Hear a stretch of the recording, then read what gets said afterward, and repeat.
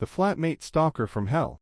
Today I'll tell you about my experience a few years ago, when I was living in a rural-ish town. The house I lived in was a split level. 4 people lived upstairs, and I lived downstairs.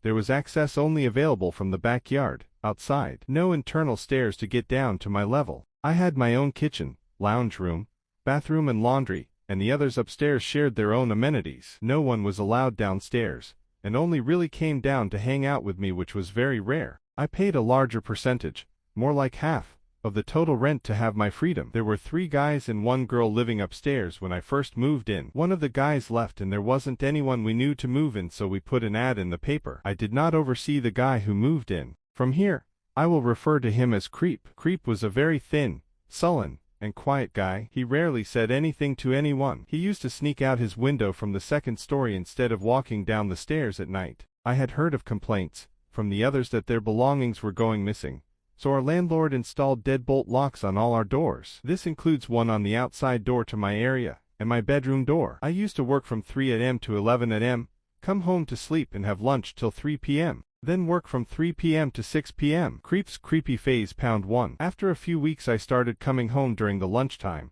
and found Creep on my couch watching my TV in the lounge room. I would like to mention was very conscious of the care and security of my belongings. I always lock everything up and put everything where it belongs. The first few times I was really bothered that he came in and was concerned I wasn't locking the doors. I enlisted my roommates upstairs to check my locks during the day to ensure they couldn't get in. They couldn't. Creep started being there when I got home for lunch and also after the last shift. I finally had enough and told him to stay out. He never said anything to me. I told him angrily it made me uncomfortable, and he would only be allowed down in my area if I was present, and that he would have to ask. Creep gave me no response. He just looked at me and went back upstairs every time. Creep's creepy phase #2. Creep stopped coming downstairs, at least to my knowledge, for a few weeks. At the time, I only drank tequila and red wine. They were in my fridge and pantry. I had my bed against the wall, and it had a metal frame. You could see nearly 100% of the ground under the bed if you opened my door. This one day I came home, and there was a 6-pack of Jim Beam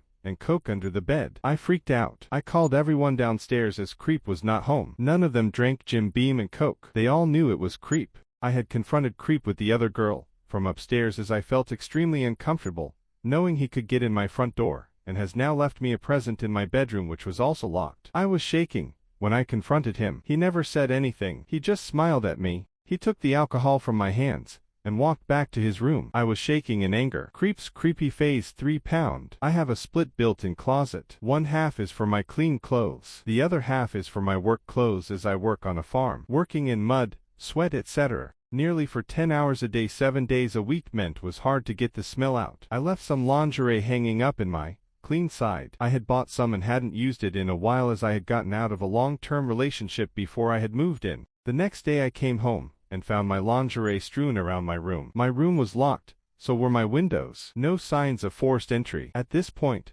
I had had enough. I called my landlord, who advised there was nothing I could do other than calling the police. I packed up a lot of my belongings and stayed at a friend's house for a few days. Creep's creepy final phase. I came home after about 3 days as I was too afraid. I inquired at the police station, who advised they can give Creep a warning, but I can't prove it was Creep. Not exactly helpful. But hey, I came to my front door to find chunks taken out of it, like someone had taken the back of a hammer or a chisel to it. Then the lock. It was smashed badly, as if someone had tried to hack it off. The door was ajar. This causes my heart to start pumping, thinking someone was going to kill me. Walked? No. I ran over to my door. It had the same type of damage but much worse. The chisel-type weapon, which had made the marks on the door, had been forced into the wall side of the lock, and mashed into the keyhole. I couldn't even put 1 millimeter of my key inside the lock. I called the landlord, and he came over ASAP. He went upstairs and the Creep was gone along with his stuff. Police report was filed,